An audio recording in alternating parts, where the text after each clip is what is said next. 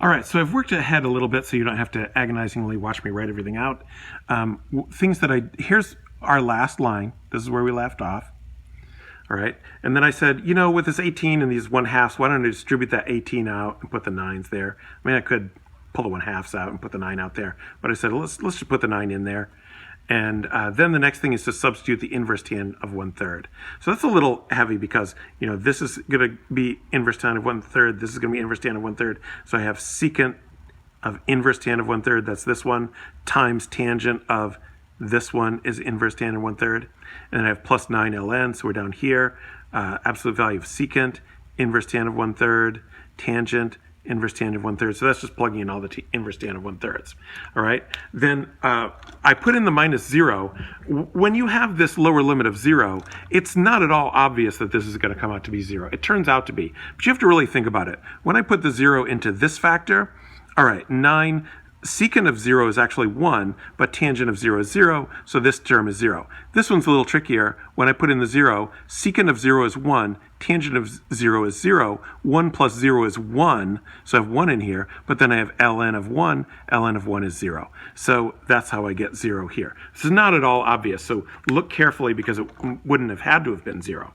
All right. So the next thing we have to deal with is the fact that we have these secant of inverse tangent of 1/3 all over the place. So again, I think it's really useful to keep coming back to this technique. It's a very useful technique. You'll see it in many different contexts to be able to simplify the secant of the inverse tangent of 1/3. So there are different ways to simplify this and write it. I have a preferred way of writing it where I'm going to say, okay, this inverse tangent of 1/3, let's call that theta.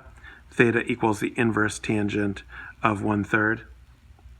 And then, so that means that the tangent of theta is equal to 1/3. And that's the information I need to be able to draw the triangle. So I can draw a right triangle and put the theta down here. So some people can go from here just straight to the triangle if you think about how these things work. Tangent of theta is opposite over adjacent. So opposite over adjacent. My adjacent is in the basement. And then I have 1 and 3, and it's right triangle, so Pythagoras, it's square root of 10. But I'm interested in the secant of theta. So the secant of theta is equal to, well, cosine is adjacent over hypotenuse, so secant is hypotenuse over adjacent. So that's square root 10 over 3. So that's just a way of saying, if I write it out finally, the secant of the inverse tangent of 1/3 is the square root 10 over 3. So all this analysis tells me that. But yeah, a lot of people, like, you get really familiar with this. You're going to go straight from here, draw the picture, and then pull out secant from it. Okay, so now we're ready to sub this value back in to our expression up here. So we can go back to saying that A equals, I don't need my big parentheses anymore because there's nothing being distributed. So I have 9 times, so secant of inverse tangent of 1/3 is what I know now is square root 10 over 3. Tangent of inverse tangent of 1/3, this is a function, is inverse function. They cancel out, so I just have times 1/3. And then I have plus 9 times the ln of, I'm going to drop the absolute value in this expression because I know all those things in there are positive. You can verify that for yourself if you want, but they are. I have secant of inverse tangent of 1/3 again, so that's square root 10 over 3 again.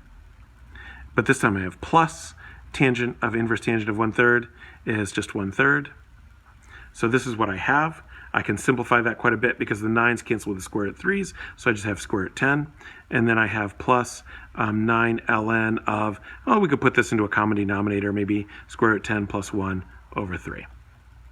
And that, in fact, is the value of this integral that we started with, which represents this area.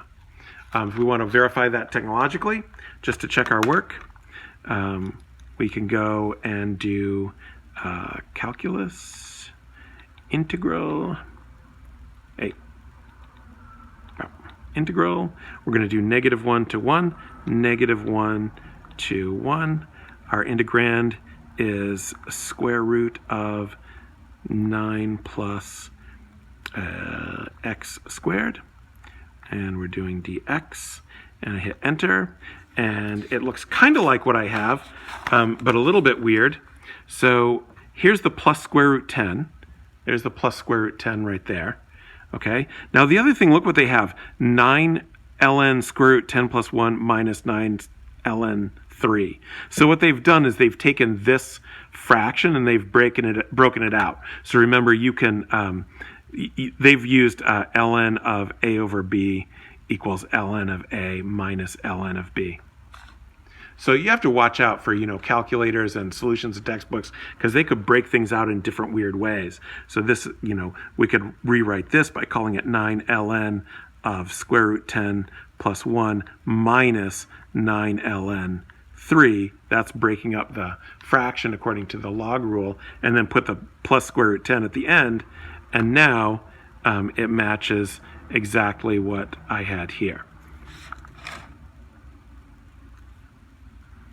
But a little disguised. So, watch how log properties tend to disguise answers, especially when you're checking answers in the back of a textbook, or you're checking answers on your calculator, or whatever you're doing.